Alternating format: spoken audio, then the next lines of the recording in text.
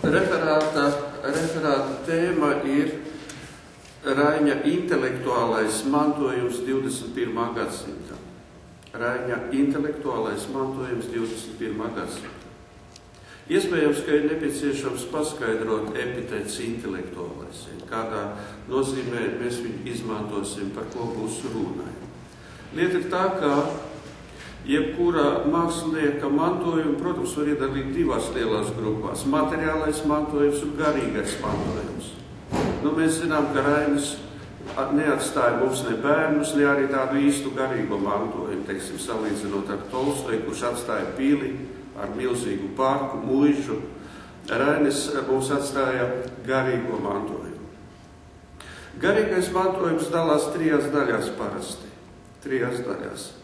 Pirmkārt, runa ir par radoši māksliniecisko mantojumu. Radoši māksliniecisko mantojumu. Tā ir tātad dzēja, proza, dramaturģija, kura iedarbojās uz mums, uz mantojumu saņēmējiem, protams, ar saviem tēliem. Ar tēlu valodu, teiksim, Raini Vīduls, Ārija, Jāzeps, Stikla kalns. Tie ir tēli, kuri iedarbojās mākslinieciski uz mums, uz mantojuma saņēmējiem. Otrs mantojuma veids, garīgā mantojuma veids ir estētiskais mantojums. Estētiskais mantojums. Estētiskais mantojums ir uzskati par daļradi, uzskati par mākslu, uzskati par stilu, par dažādām poetiskām kategorijām un tā tālāk, par daļradas metodēm. Šis mantojums parasti iedarbojās uz mums, kā teikt, emocionāli subjektīvā veidā, proti galvenokārt iedarbojas ar autora pozīcijas spēku, ar viņa viedokli. Rainis ir atstājis arī tādu mantojumu. Protams, ne pārāk sistematizētu, jo rakstu, tādu pabeigtu rakstu, kuros viņš būtu izklāstījis kaut ko konkrētu no estētikas viedokļa, no poētikas viedokļa, protams, ir diezgan maz. Trešais mantojuma veids ir, protams, intelektuālais mantojums. Intelektuālais mantojums, kas iedarbojas ar prāta spriedumiem,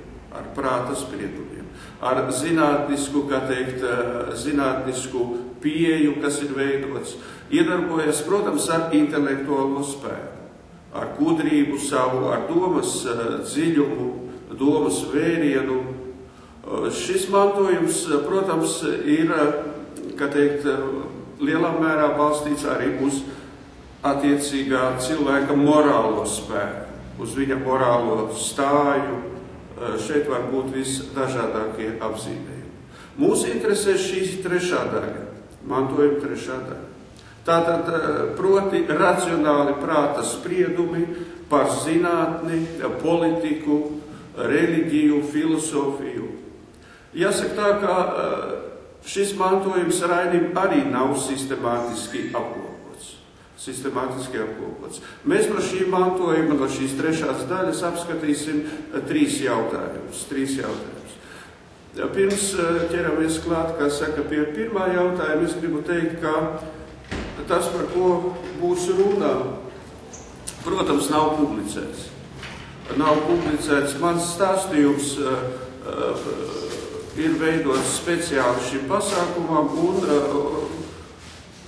publicēts varbūt ir tikai kādas atsevišķas tēzes, atsevišķi novērojumi. Publicēts ir tas tekstuālais korpus, kuru mēs izmantojam, proti Raiņa darbi. Un runājot par Raiņa tekstuālo korpusu, protams, ka šeit arī no visiem, teiksim, akadēmiskā izdevuma kopotiem rakstiem, arī, protams, mums viss nav vajadzīgs. Mums galvenokārt ir vajadzīgs 14. un 15. sējums, un arī 18. sējums, un 24. 25. sējums, tie ir dienas grāmatas sējumi. Mazliet nodara arī vēstuļu sējumi, Raiņa vēstules. Taču Raiņa vēstules es izmantoju samērā maz. Tas būtu tā ievadā par tēmu un par šo epitetu intelektuālais mantojums. Pirmais jautājums varētu skanēt sekojoši. Intelektuālais kreditors, potenciālais un perspektīvais. Intelektuālais kreditors, potenciālais un perspektīvais. Proti šajā jautājumā mēs runāsim par to, kā pats Rainis izturējās pret savu intelektuālo mantojumu un kāda ir šī, kā teikt, mantojumā reputācija Raiņa jau laikā, arī vēlāk, un kādas ir, kā izmantojot šodienas terminoloģiju, Raiņa kā brenda perspektīvas. Vispirms par, kā teikt, pašu potenciālu, Lieta ir tā, ka mākslinieka, kā teikt, spējas, intelektuālās spējas, protams, ir ļoti lielā mērā saistīts ar to, cik lielā apjomā viņš spēja pārvarēt sava laikmeta robežas. Tas nozīmē, cik tas materiāls, par kuru viņš spriež, izsaka savus atziņas, savus vērtējumus, ir spēja atrauties no attiecīgā laikmetā. Šajā gadījumā tas, protams, ir 19. gadsimta beigas, 20. gadsimta sākums. Otrkārt, protams, ir ļoti svarīgi Raiņa domas, kā saka, universālā precizitāte. Cik šī doma ir vispārināta, cik šī doma balstās uz iepriekšējo intelektuālo mantojumu par attiecīgajām tēzēm, un cik šī doma ir tīri leksiski, terminoloģiski precīzi formulēta, lai mēs viņu varētu izmantot savā dzīvē. Trešais moments, kas ir ļoti, protams, svarīgs, runājot par šo potenciālu, ir Raiņa pašapziņa. Tātad tas, kā viņš pats sevi vērtē, runājot par savu intelektuālo darbību. Raiņa pašapziņa. Raiņa pašapziņa, protams, ir dažāda, viņa dažādi atspoguļojas. Es parasti, kad runāju par Raiņa pašapziņu, protams, atceros vienu ierakstu dienas grāmatā 1919. gada 10. jūlijā. Viņš ieraksta diezgan garu, kā teikt, tādu ierakstu veids dienas grāmatā. Viņš šo ierakstu veids vācu valodā, atšķirībā no visiem pārējiem Kastaņos periodā veiktajiem ierakstiem. Un es viņu mazliet palasīšu, lai jums rastos priekšstats, ko viņš pats par sevi domā, kā viņš sevi vērtē, jo šis vērtējums ir tas, ka viņam bija neērti rakstīt to latviešu valodā. Viņš izvēlējās vācu valodu, domājot, ka to kāds nesapratīs. Priedīgs, diemžēl, arī to nesaproties, vācu valodu nezināja. Es lasu viņu tulkojumā. Šodien mums, protams, arī veidojas paudze, kura vairs vācu valodu Latvijā nezina, diemžēl. Uzrakstu man kopš gadiem attīstītos vārdus. Stipram būt, uzvarēt visus savus ienaidniekus, uzvarēt visus nelabvēlīgos apstākļus, uzvarēt visu ļaunumu. Man vienmēr jāatjaunojas, vienmēr jātop jaunam, stipram, veselam un neizsakāmi laimīgam, vienmēr jābūt kopā ar progresu, vienmēr jātop un jābūt visas pasaules literatūras vadošajam garam. Man sava mīļā iniņa, sava mīļā tauta, visa mīļā pasaule, savi mīļie draugi un mīļie sevi pašu jādara jaunu, stipru, veselu, neizsakāmi laimīgu. Man jāizveido sava mīļā Latvija par brīvu, politiski un ekonomiski neatkarīgu valsti vēl šajā gadā, runāju par 19. gadu. Man tā jādara par pirmo pasaules nākotnes valsti, man tā jādara laimīga, man jādod par tās pirmo prezidentu vēl šajā gadā, viņš atgriezās 20. gadā, kā jūs zināt. Man jādod par latviešu, krievu un Eiropeiskās republikas prezidentu vēl šī gadā, man jādod par Raini Lielo, man jāsasniedz apbrīnu radoša laime, man jābūt stipram un jāuzvar, man jātop par pasaules un proletariāta pirmo dzejnieku, man jātop par pirmo Eiropas valdnieku, man jātop par pirmo jauno cilvēku, man jātop par jaunās nākotnes proletāriskās dramatikas, lirikas un epikas dibinātāju un piepildītāju, man jādzīvo ilgāk par 300 gadiem, pilnā gara un miesas spēkā, sirdsapziņas tīrībā, man jāiegūst Nobela prēmija un bezgalīga bagātība. Man jātiek uzaicinātam un saukta vēl šajā gadā par Latvijas, Krievijas, revolūcijas un sociālisma glābēju. Man tās jāglābi, jākļūst par latviešu Krievu Eiropas Republikas pirmo prezidentu vēl šajā gadā. Man jākļūst par pasaules valdnieku. Raņa ambīcijas, protams, ir labi zināmas, pret viņām vajag izturēties mierīgi, kā es gribētu teikt, kritiski izturēties.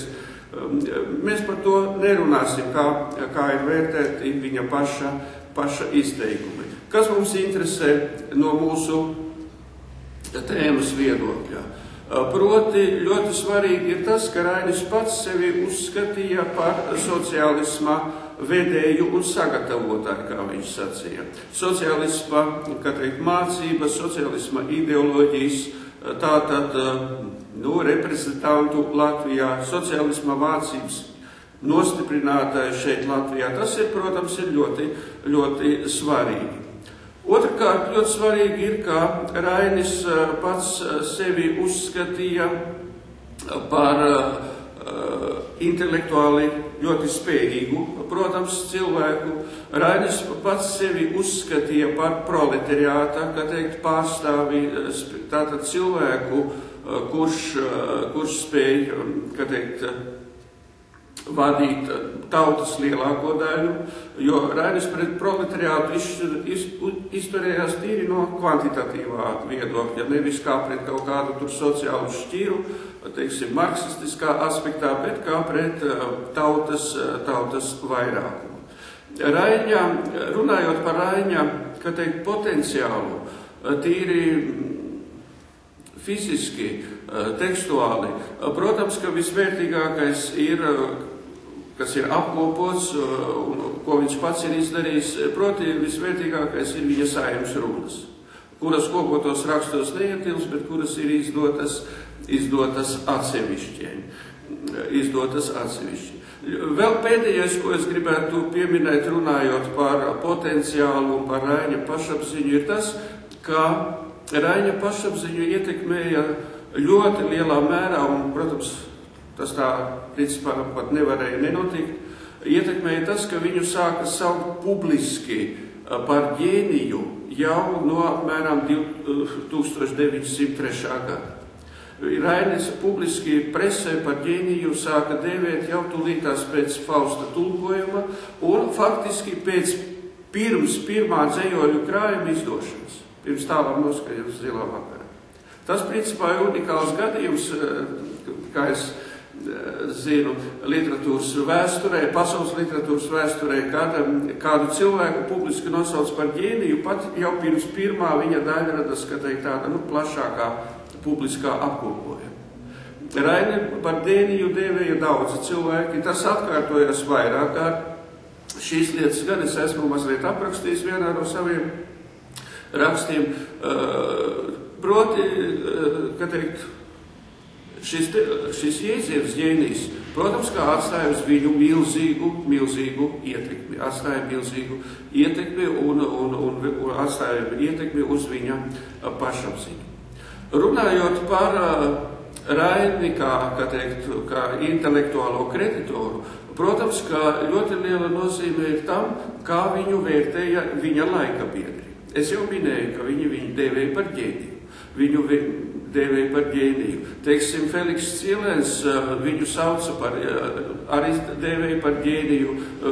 Feliks Cielens savās vēstulēs rakstīja, ka viņš ir ideoloģisks dzejnieks. Pie tām interesanti ir tas, un manuprāt, tas ir pat ļoti precīzi un objektīvi, Feliks Cielēns uzskatīja, ka Raiņa dzēja, Raiņa daļradē galvenokārt spēja piesaistīt ar savu intelektuālo ietekmi, ar savu, kā teikt, racionālo ietekmi, nevis tik daudz ar emocionālo ietekmi. Es arī, kā teikt, pilnā mērā pievienojos šim uzskatam. Tālāk Feliks Cielēns un vēl arī citi rakstīja, ka Rainis ir viens no dziļākajiem latviešu nacionālās domas izteicējiem. Viens no dziļākajiem latviešu nacionālās domas izteicējiem un viens no dziļākajiem un kā teikt, tādiem pirmajiem un konsekventākajiem arī Latvijas valsts idejas ietekmīgākajiem paudējiem.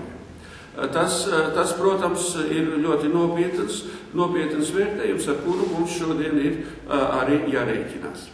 Pēdējais moments runājot par šo intelektuālo kreditoru, protams, ir par perspektīvām. Kas šeit ir domāts? Šeit ir domāts tas, kādām idejām, kādiem intelektuālā mantojuma komponentiem ir perspektīvas šodien. Ko mēs varam, kā teikt, pārņemt un izmantot un atsaukties šodien 21. gadsimtā. Protams, ka mēs šīs perspektīvas saskatām un vērtējam un formulējam, ņemot vērā mūsu vajadzības. Tas, kas mums šodien ir vajadzīgs. Tas ir automātiski, kā teikt, tīri stihiskie. Tas, kas šodien mums sāp, kas šodien mums interesē, to mēs, protams, pirmām kārtām arī meklējam un saskatām Raiņa mantojumu. Protams, ka pirmajā vietā ir runā noteikti par to, ko Rainis saka un kā viņš izturējās pret tautas morāli garīgo nostiprināšanu. Tautas morāli garīgais aspekts, acīm redzot, šodien arī ir viens no galvenajiem jautājumiem. Tālāk, otrs noteikti ir valstiskuma un etnopolitikas problemātika. Valstiskuma un etnopolitikas problemātika. Šeit, teiksim, mēs ļoti labi zinām, kā ir ar mūsu suverenitāti. Cik viņa ir ideāla un vai viņa vispār ir mums kaut kāda suverenitāte. Es ar studentiem runāju vēl mazliet asāk par šīm lietām. Tautas vēsturiskās nākotnes perspektīva. Tas ir trešais, protams, moments runājot par perspektīvām, par Raiņa intelektuālā mantojuma perspektīvām.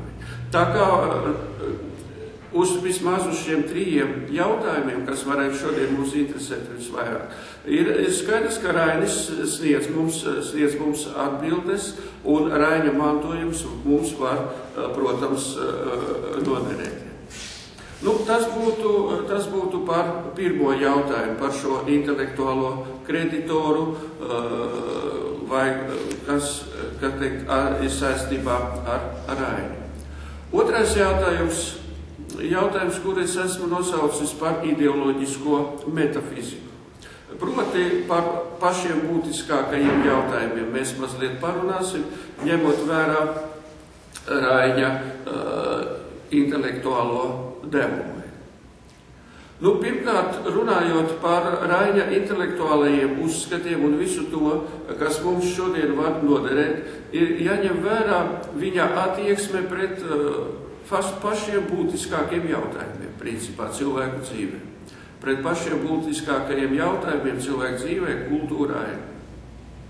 Un šeit ir vairāki momenti, par kuriem mums ir jāparunā, un kuri ir tipiski raksturīgi Raiņa intelektuālajā pieeja. Pirmkārt, noteikti ir jārunā par cilvēces dzinējspēkiem, ko Rainis, kā teikt, uzskata par cilvēces dzinējspēkiem. Tātad par to spēku, kas virza cilvēci, uz kā cilvēce balstās, uz kā cilvēce ir balstījusies agrāk, un uz kā cilvēce, protams, balstīsies arī turpmāk. Mēs, protams, ļoti labi zinām, ka Raiņa mantojumā šie jautājumi, šie aspekti ir gan daļradē, pašā tātad tajā mākslinieciskajā mantojumā, un ir arī viņi, kā teikt, tā apcerēti tīri ar prātu. Nu, kāds ir galvenās vērtības, ja galvenie spēki cilvēces vēsturē Raiņa ieskatā? Nu, diemžēl šie spēki, kurus mēs tūlīt tās nosauksim, protams, var izklausīties diezgan pierasti, parasti, triviāli. Viņi it kā ir visiem bijuši, visi par to ir, kā teikt, domājuši un runājuši. No vienas puses tā tas ir, protams, ir. Taču no otras puses mēs šodien noteikti dzīvojam laikmetā, kad šie vārdi ir diezgan svešiem. Runa ir tātad par sekojošiem dzinējspēkiem, cilvēces dzinējspēkiem. Pirmkārt un galvenokārt Raiņa ieskatā svarīgākais dzinējspēks, pirmais varētu teikt tā, ja šeit gribam izveidot kaut kādu hierarhiju, ir, protams, garīgums. Garīgums tas ir vissvarīgākais cilvēka, kā teikt, elements, cilvēka darbības, uzvedības, komunikācijas pamats, garīgums. Tālāk noteikti seko mīla, pēc tam seko māksla, pēc tam seko garīgā kultūra, vēl ja mēs mākslu vēl īpaši gribam izdalīt no garīgās kultūras. Un noteikti šajā grupā, vadošajā grupā ietilpst arī izglītība. Tie ir, teiksim, tādi, kā 3-4, kā teikt, dzinējspēki, kurus Rainis savā mūžā jau no pašas jaunatnes, no jaunības, jau no ģimnāzijas, no kuru posma ir saglabājušās vēstules un arī ieraksti dienas grāmatā un pat atsevišķas piezīmes, un no universitātes posma, un šie spēki veidojas jau ļoti agrīni viņā, un viņi saglabājās faktiski līdz mūža beigām, līdz 29. gadam. Tātad garīgums kā cilvēces vērtība un cilvēces dzinējspēks, tālāk mīla, garīgā māksla, garīgā kultūra un izglītība. Par izglītību Rainis, par izglītības lomu, izglītības nepieciešamību, izglītības spēku, tautas dzīvē, vispār cilvēces dzīvē, tajā skaitā, protams, arī latviešu jaunās tautas dzīvē. Rainis, protams, runāja jau pirms viņš nokļuva izglītības ministra krēslā. Otrais tāds bloks, kas attiecās uz šo ideoloģisko metafiziku, jeb būtiskākajiem jautājumiem, ir saistīts noteikti Raiņa intelektuālajā mantojumā ar to sfēru, kuru es sauktu par ideoloģiski politisko sfēru. Mēs zinām, ka Rainis sevi uzskatīja ne tikai par ģēniju, bet Rainis sevi uzskatīja arī par ideologu, par politiķi. Rainis, kā teikt, protams, ar politiku reāli tikpat kā nemaz nenodarbojās, jo tas nebija iespējams, jo, kā mēs zinām, viņš mūža lielāko daļu dzīvoja kaut kur citur, ārpus savas zemes, un ar politiku varbūt viņš, ja mēs tā gribam saistīt viņu darbību 20. gados Latvijā, kad viņš, kā teikt, nodarbojas ar politiku. Ar politiku viņš mēģināja nodarboties, atgriežoties pēc pirmās trimdas pēc Slobodskas 1903.4. gadā. Un, kā teikt, politiskā, praktiskā darbība, tas ir viens, bet pavisam kas cits ir Raiņa paša ieskati runājot par savu lomu ideoloģiski politiskajā sfērā. Kā jau es teicu, un tā tas, protams, ir, Rainis kā teikt, sevi vērtēja ļoti augstu no šī viedokļa. Nu, runājot par ideoloģiski politisko tematiku, interesanti ir tas, ka Rainis, izsakoties par ideoloģiski politiskajiem jautājumiem, visus šos jautājumus vērtē no tā, ko mēs jau minējam, no galvenajiem dzinējspēkiem. Viņš arī politiku, ideoloģisko darbību vērtē no garīguma viedokļa, jo viņa prāt visam pāri stāv garīgums. Visam pāri stāv garīgums, visam pāri stāv mīla. Šajā gadījumā šeit ar mīlu ir domāta morāla stāja. Tātad politiku, politisko darbību, ideoloģisko darbību viņš sasaista gan no vienas puses ar garīgumu, gan arī ar morāli. Protams, ka runa ir arī par izglītību. Īpaši aktuāls šis jautājums, protams, kļūst 20. gados, kad Rainis sēž Saeimā un, protams, redz, kāds ir izglītības līmenis viņa kolēģiem un saprot, ka tīri reāli, praktiski dzīvē novēro, kā politiķiem arī ir jābūt ļoti inteliģentiem cilvēkiem ar ļoti, ļoti augstu izglītību. Vēl kas ir svarīgi, runājot par politiku un ideoloģiju, tas, ka Rainis nepārtraukti visu to saistā ar kultūru kopumā.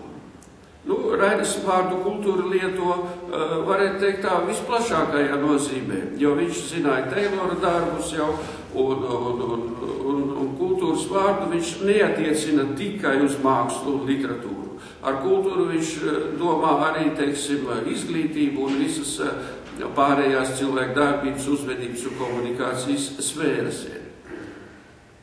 Rainis šajā ziņā, protams, ļoti interesanti izturas pret kultūru, bet tas ir tā laika, kā teikt, atmosfērā principā tradicionāli. Šodien varbūt tas liekas diezgan neparasti, kad politisko darbību saistā ar cilvēka inteliģentumu un ar kultūru vispār.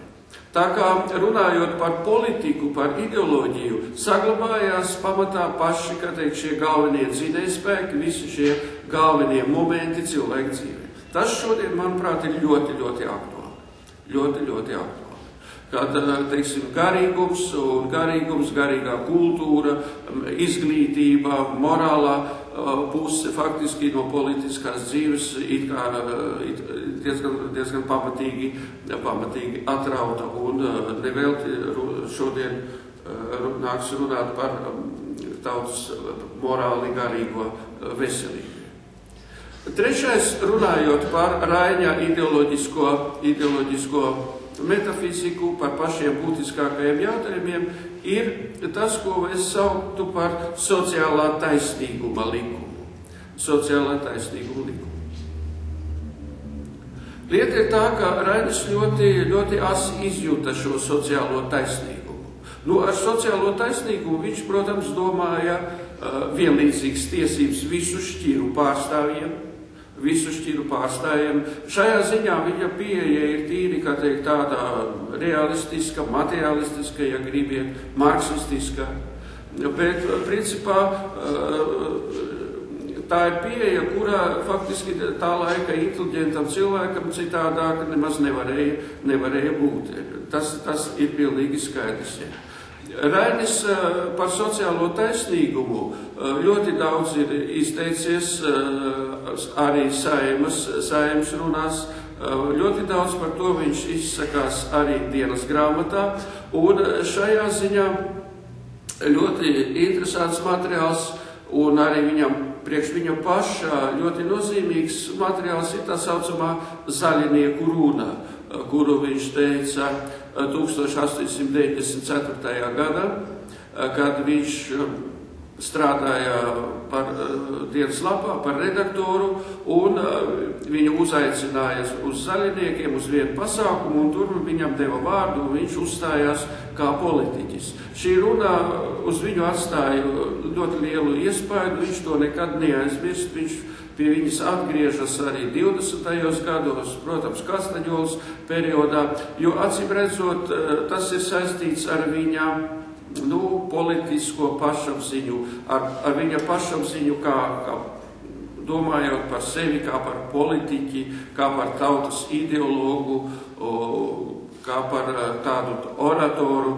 Acīm redzot, šī runa viņam izdevās, atšķirībā no tām runām, kuras viņš teica 1905. gada revolūcijas sakarā, jo 5. gada laikā viņš savās runās principā izgāzās vienmēr, atklāti sakot, jo viņš sāka ļoti gudri runāt, viņš nebija, kā teikt, tāds mītiņu orators un sāka ļoti gudri runāt un ļoti ātri no zāles viņu apsauca un vajadzēja, kā teikt, pārtraukties. Tā kā viņa politiskā karjera nav universāla šajā ziņā, tāds politisks tribūns, orators viņš noteikti nebija. Taču zaļiniekos, acīm redzot, viņam izdevās pateikt to, ko viņš vēlējās un kā viņš vēlējās. Acīm redzot, viņu tā auditorija arī uzņēma normāli, un tādējādi viņš šo runu visu laiku, visu pārējo atlikušo mūžu atcerās. Šajā runā viņš faktiski akcentēja to, ko saglabājās viņa uzskatos arī vēlākie. Šeit, šajā runā ļoti liela uzmanība tiek vērsta tieši šim sociālajam taisnīgumam. Jo Rainis šajā runā cilvēkus dala ne tik daudz šķirās, kā dala godīgos un negodīgos cilvēkos, dala gudros cilvēkos un nevisai gudros cilvēkos. Un šajā runā viņš runā arī ļoti plaši par tautas pašapziņas mošanos, par latviešu, kā teikt, latviešu likteni, un viņa prāt tam ir ļoti liela jēga, jo tajā laikā jau veidojās tas, ko vēlāk nosauc par latviešu jauno buržuāziju, jo tajā laikā 90. gados jau Rīgā bija bagāti latviešu izcelsmes cilvēki, kuri uzvedās jau savādāk, uzvedās, kā parasti saka, kā bagāti cilvēki, un Rainis, protams, to zināja, kaut gan viņš arī pats sevi pieskaitīja pie muižniekiem un protams, ļoti labi apzinoties, ka tas ir jāliek pēdiņās, bet tajā pašā laikā šī sociālā taisnīguma izjūta viņā bija ļoti attīstīta, un, manuprāt, tā nebija kaut kāda izlikšanās, tā nebija kaut kāda manipulācija, tā nebija kaut kāda pielapināšanās proletariātam, tā nebija izpatikšana socialistiskai, marksistiskai ideoloģijai. Šo runu viņš ļoti kā teikt, augstu vērtē arī tāpēc, ka šeit viņš šajā runā sniedza ļoti asu kritiku, kā viņš pats teica, miegainībai un atpakaļrāpulībai. Nu, Raiņa darbībā šis virziens, cīņa pret miegainību un atpakaļrāpulību, protams, ka ieņem ļoti lielu. Pirmajā vietā, protams, ir pusideālists, pirms tam apdziedāšanas dziesmu svētkiem sagatavotās apdziedāšanas dziesmas. Tas ir materiāls, ko latvieši parasti slēpj un nemīl pieminēt. Visvairāk, kā teikt, necienītā latviešu pašu necienītā Raiņa Luga ir, protams, pusideālists, kurā viņš izsmej latviešu tautā visas tās negatīvās iezīmes, kuras ir radušās, diemžēl, attīstoties vietējai buržuāzijai, proti veikalnieciskums, sautīgums, augstprātība, uzpūtība, tajā pašā laikā zemes izglītības līmenis, inteliģences līmenis un tā tālāk. Nu, tas būtu par šo ideoloģisko metafiziku, par šiem būtiskākajiem jautājumiem.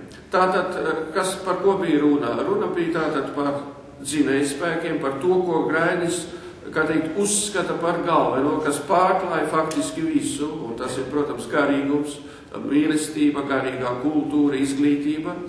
Tālāk runa šeit mums bija par ideoloģiski politisko darbību un ideoloģiski politiskās sfēras lomu kultūrā, un trešais sociālais taisnīgums. Tie ir tādi būtiski jautājumi, kurus mēs varam šodien droši izmantot. Trešais jautājums, kam es gribētu pievērsties, ir tas jautājums, kuru es esmu nosaucis par tautas kapitālu. Tautas kapitāls.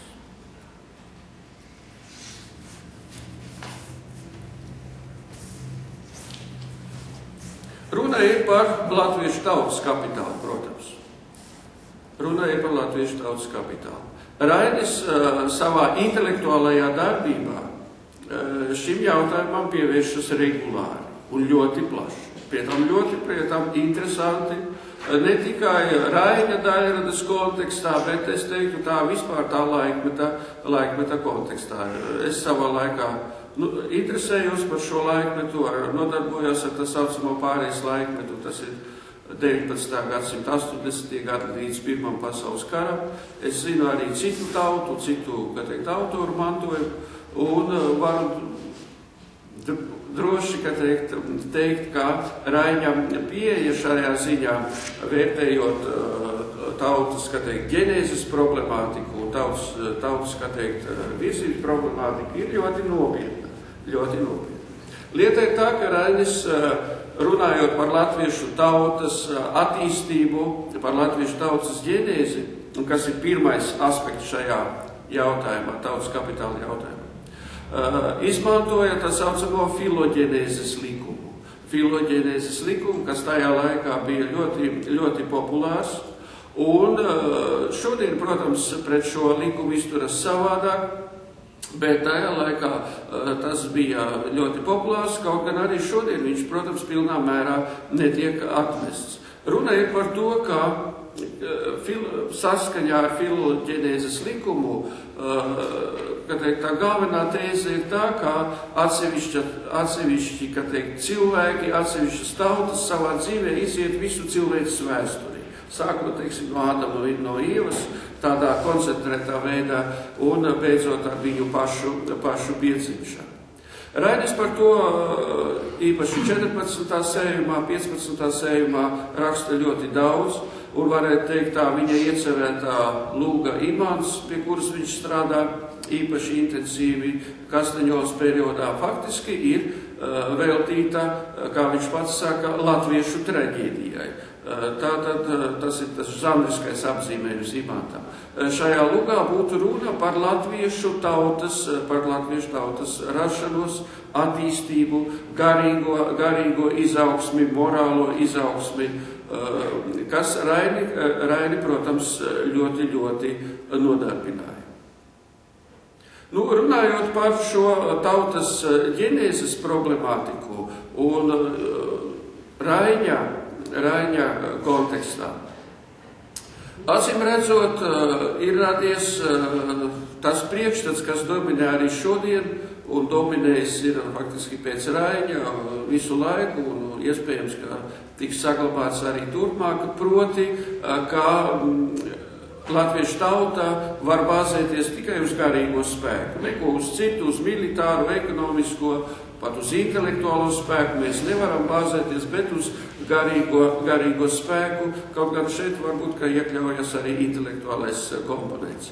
Proti, Rainis ir viens no tiem, kas ir attīstījis šo domu, ka mēs esam garā pārāki par visiem, un kā viņš pats raksta, ar garu varam visus uzvarēt, Raina intelektuālajā mantojumā šis moments ir diezgan pamatīgi attīstīts. Taču, protams, ka Rainis šo momentu neattīstīja vienpusīgi. Tā būtu naivi spriest, jo Rainis, protams, bija gudrs cilvēks, un viņš ļoti labi saprata, kāds ir tautas potenciāls, cik tālu tauta ir tikusi viņa laikā, kādas ir tautas attīstības izredzes turpmāk. Rainis, protams, to ļoti labi saprata, un viņš ne tikai pusidealistā, bet arī Saeimas rūmās ļoti pamatīgi nolika vietā tos, kuri šo mītu centās uzturēt un demagoģiski izmantot. Runājot par tautas ģenēzes problemātiku, otrs tāds moments ir tautas mācīšanās. Rainis runā par mācīšanos nepārtraukti. Par to, ka tautai ir jāmācās, no citiem ir jāmācās šī tēze, šī pieeja, protams, šodien arī ir ļoti, ļoti aktuāla. Viņš, piemēram, apcerēja ļoti plaši, ka kalpo imāns mācījās no Romas, kad šeit viņš domā to, ka lībiešu cilšu virsēši bija, kā teikt, ar vāciešu palīdzību brauc uz Romu un mācījās no Romas, un šos cilšu bērnus veda uz Romu, mācīties un tā tālāk. Te ir tīri, kā teikt, konkrēti vēsturiski fakti, acīm redzot vēsturisks materiāls, kurus Rainis izmantoja. Runājot par tautas mācīšanos, Rainis šajā mācīšanās rezultātā, visā šajā mācīšanās problemātikā izdalā tādu īpašu momentu, man gribas teikt īpašu momentu, proti mesianisma izjūtu. Šī mesianisma izjūta tiek piedēvēta arī latviešu tautai un vispār tiek apskatīta latviešu tautas ģenēzes sakarā. Tā ir mesianisma izjūta, tātad spēja glābt citus, glābt citu tautu. Šī mesianisma izjūta Raiņa pārdomās ir gan tīri, ka teikt, tāda individualistiskā variantā, gan tīri kolektīvā variantā, tautas variantā. Individualistiskā variantā, protams, pirmajā vietā ir Rainis pats, kā mesija.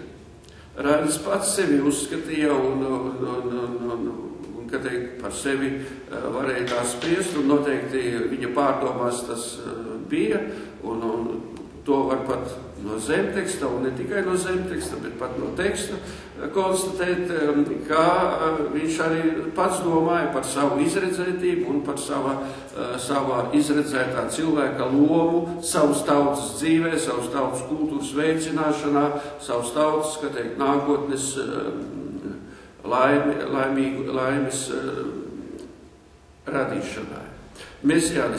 Mesianismu Rainis attiecina arī kolektīvā virzienā. Kā tauta, kura savu virsēšu vadībā un vispār ir spējīga palīdzēt citām tautām. Runājot par individuālo mesianismu, ļoti interesants ir viņa sākums šim imantam, pirmā frāze imanta no tiem gatavajiem fragmentiem ir sekojošā. Es stāvu sargam, guļat biedri jūs.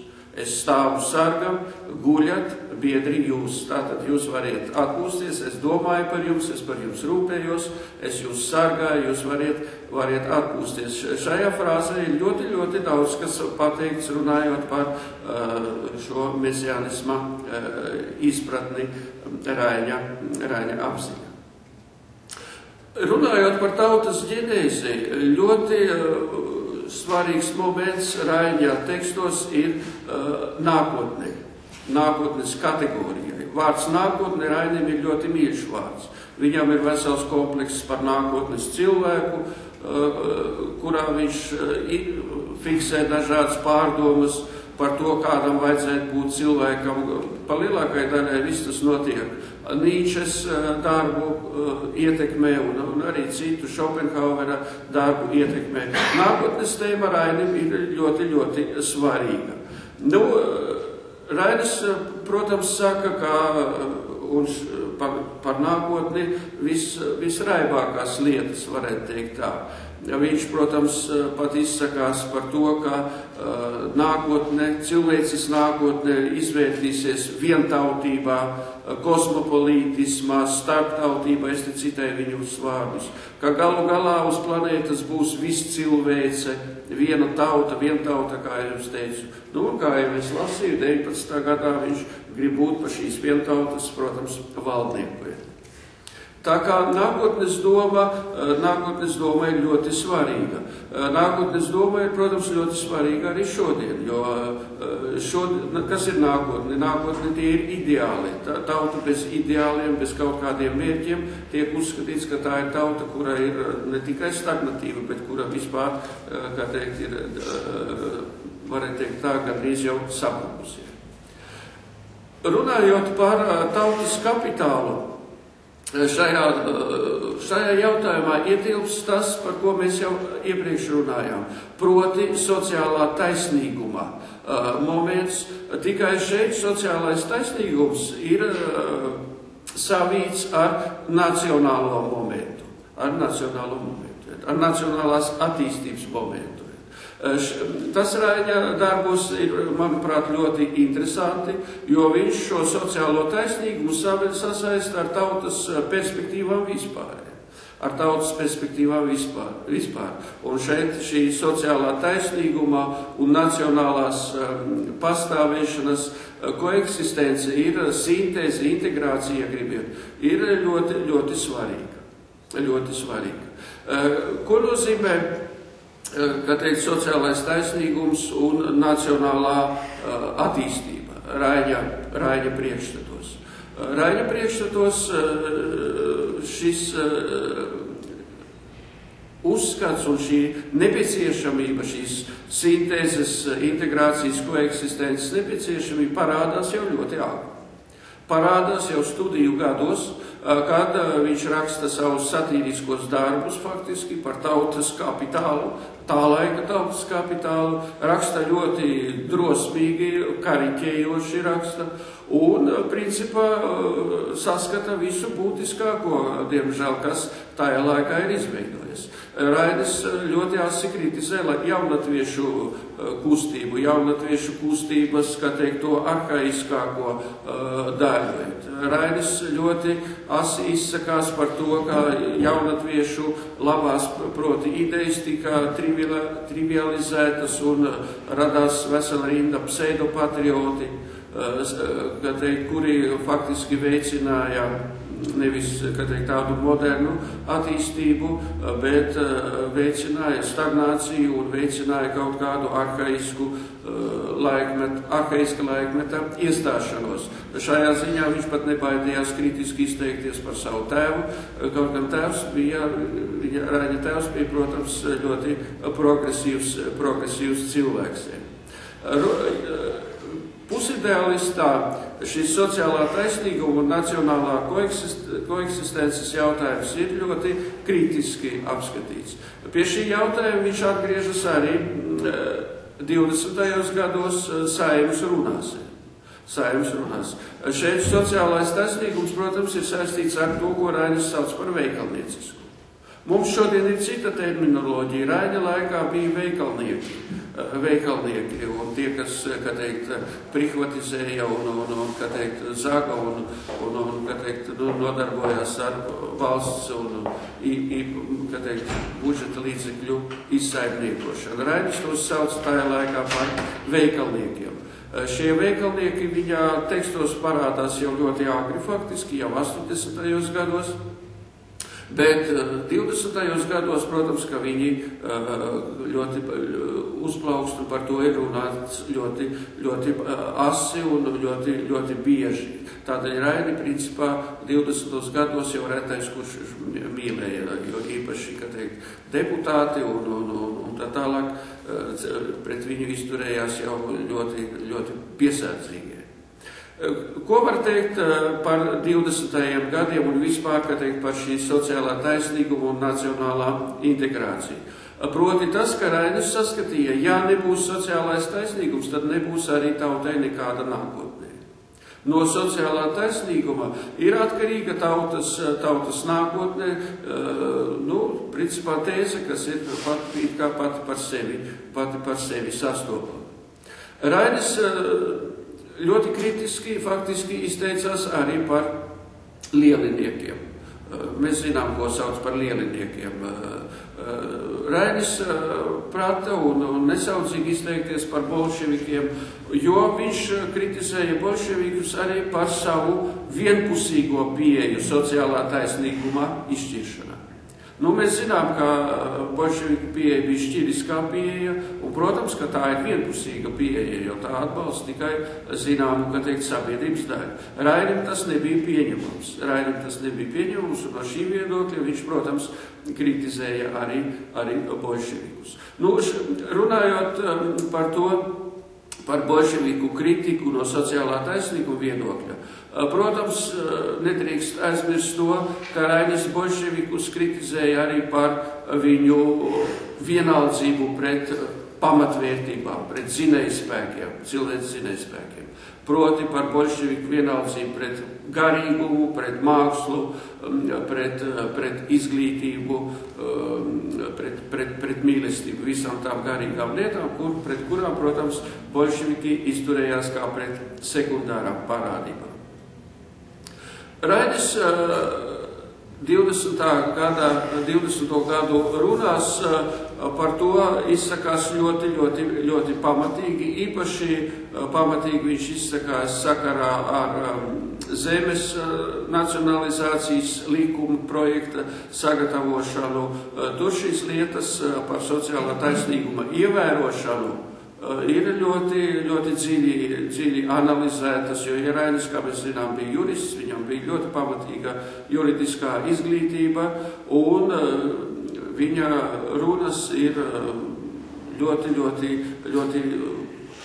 teorētiski, zinātniski pamatotas, un arī, protams, politiski pamatotas. Tas, protams, nepatika tā laika cilvēkiem, jo Rainis šo sociālo taisnīgumu saistīja arī ar domu par vāciešiem, par vācbaltu likteniem. Tas, protams, nepatika, jo pret vācbaltiem visi izturējās, automātiski, kā pret apspiedējiem, 7 un cik gadsimtus, bet, kas, protams, ir taisnība, taču Rainis bija tik gudrs cilvēks, ka saprata, ka tauta, kurā ir tagad pie varas, ka viņa nedrīkst vienpusīgi izturēties pret tik svarīgām lietām kā sociālo taisnīgumu. Pēdējais moments, runājot par tautas kapitālu, ir par to, ko es dēvētu par personības leģitimitātes problēmu. Par cilvēka personības tātad atzīšanu, personības lomu sabiedrībā, kultūrā, tautā, valstī. Šis aspekts, vērtējot tautas kapitālu, Raņa daļradē, protams, ir ļoti pamatīgi arī izstrādāts. Rainis uzskatīja, ka cilvēka personība, tas arī ir viens no galveniem tādiem faktoriem, kas virza sabiedrības dzīvi, virza valstu dzīvi. Rainis, runājot par cilvēka personību lomu vēsturē, tautas liktenī, protams, prata pieiet diferencēti. Ko nozīmē diferencēti? Viņš ļoti labi saprata, ka viņš pats pieder mazai tautai. Rainis, tautas prata diferencēt un ļoti labi apzinājās, ka to ignorēt ir pilnīgi aplam. Viņš runāja par mazu tautu, pašsajūtu, par mazu tautu mentalitāti, par mazu tautu, arī dažādām fobijām, par mazu tautu dažādām stihijām. Rainis, protams, ļoti dzēlīgi runāja par mazu tautu tieksmi, visus vienādi nivelēt, par mazu tautu nespēju, novērtēt personības, jo viņš faktiski arī pats no tā cieta, neskatoties uz to, ka viņu nosauc par ģēniju jau pirms tālo noskaņu izdošanas. Taču tas diezgan drīz beidzās, un Raini lamāja, rupi sakot, lamāja nepārtraukti faktiski visu mūžu. Principā Raina liktenis ir bet faktiski Raina liktenis, manuprāt, ir traģisks, jo visi viņu, par viņu runā, visi viņu slavē, bet neviens viņu nelasē. Rainis to ļoti labi redzēja jau savā laikā. Runājot par personības lomu, Rainis, protams, pirmajā vietā no personības īpašībām izvirzīja šo mesianistisko spēju un arī spēju ziedot sevi tautai. Un Rainis ļoti labi saprata, ka personības lielumu nosaka spēja ziedot sevi tautai. Šeit, kad ir šis formulējums sevi ziedot tautai, protams, ir mums jāuztver tajā tradīcijā, kas ir raksturīga eiropeiskai kultūrai vispār līdz postmodernisma ārprāta iestāšanos laikam 20. gadsimta otrajā pusē. Ziedot sevi tautai. Tas nozīmē, ka teikt, ir jākalpo tautai un ka teikt, visa sava darbība ir jāvelta sabiedrībai. Kas vēl ir raksturīgs Raiņa izteikumos, Raiņa spriedumos par personības lomu? Proti tas, ka lieli domātāji, kā raksta Rainis, vienmēr ir atkarīgi no sava laika. Protams, tas ir pats par sevi saprotams. Taču Rainis, protams, iet tālāk un tūlītās piebilst, ka šiem lielajiem domātājiem ir jāspēj savā domā, savā intelektuālajā darbībā, tātad iet pāri laika robežām. Rainis to ļoti bieži atceras, un tā arī pats sevi viņš vērtē no šī viedokļa un visus savus domas cenšas un visus savus priekšlikumus, visas savas idejas cenšas tā formulēt, lai viņas noderētu arī citiem laikiem, lai noderētu arī pēcnācējiem. Šis moments mantojumā vajadzība un mantojuma perspektīvas pēcnācējiem Raini ir ļoti aktuāls, jo viņš ļoti bieži atceras Ekermani, atceras, kā Ekermanis palīdzēja Gētem. Viņš vēlas būt bijis ļoti priecīgs, ja Aspāzija kļūtu par viņu Ekermanu un pierakstīt visu viņa domas, kā saka, ķēķi teiktās un kaut kur vēl citurien. Un tam līdzīgi. Rainis, ka ar savu intelektuālo darbību ir jārada tādas paliekošas vērtības, protams, ļoti labi saprata. Ko vēl nākas piebilst, runājot par personības problemātiku no vispār tautas kopējās attīstības viedokļa, no tautas kapitāla viedokļa. Proti tas, ka personības liktenis ir traģisks. Rainis par to runā ļoti plaši, tam ir veltīta arī viņa faktiski daļa lielā mērā par varoņa traģēdiju. Šis varonis, protams, tā ir personība, tas ir cilvēks, kurš kalpo tautai, un Rainis ļoti labi saprot, ka tie cilvēki, kuri kalpo savai tautai un spēj palīdzēt savai tautai un ir palīdzējuši savai tautai, agri vai vēlu iet bojā. Šis, kā teikt, bojājies faktors, šī bojājies fatālā, kā teikt, nots Raiņa darbībā ir ļoti izteikta. Viņš pats arī nepārtraukti runā to, kā viņš saka, par nāves domām. Nāves domas viņu neatstāja visu laiku, un lasot dienas grāmatu, tas pat reizēm sāk krist uz nerviem, un var likties, ka pārāk sentimentāli un kaut kādi pat vīrišķības momenti pietrūks, jo nepārtraukti viņš čīkst par nāves domām. Runājot par personību, pēdējais, ko es gribu teikt, ka personības vērtējumā Rainis arī izturas un atceras šo filoģenētisko likumu. Viņš, piemēram, rakstas, ka katrs indivīds izdzīvo sevi visu pasauli. Šis moments ir saistīts ar to, ka Rainis mīlēja pats sevi vērtēt pasaules kultūras, vēstures kontekstā un vispār jebkuru parādību, ar kuru viņš saskārās, jebkuru, kā teikt, dzīves niansi, varētu pateikt, tautas vēstures kaut kādu atzaru. Viņš uzreiz centas izvērtēt ļoti plašā kontekstā. Protams, ka tas ir raksturīgs lielām personībām vispār. Rainim, paldies Dievam, arī tas ir ļoti raksturīgi. Un pats pēdējais, ar ko es atļaušos pielikt punktu, ir tas, ka Rainis ļoti labi saprata personību un viduvējību konfrontāciju.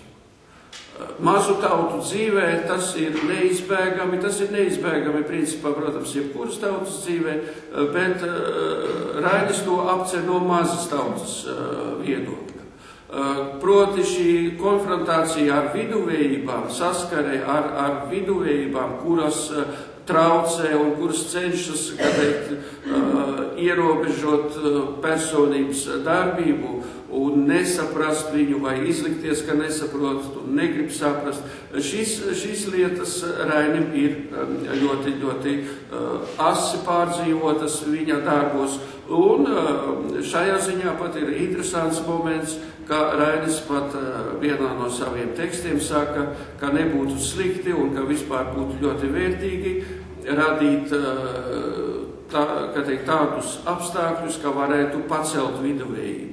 Proti viņš šo viduvējības problemātiku skata no izglītotības viedokļa. Viņš saista ar to, jo tauta ir izglītotāka, jo augstāks ir izglītības līmenis, jo lielākas iespējas ir, ka arī šīs viduvējības būs augstākā līmenī.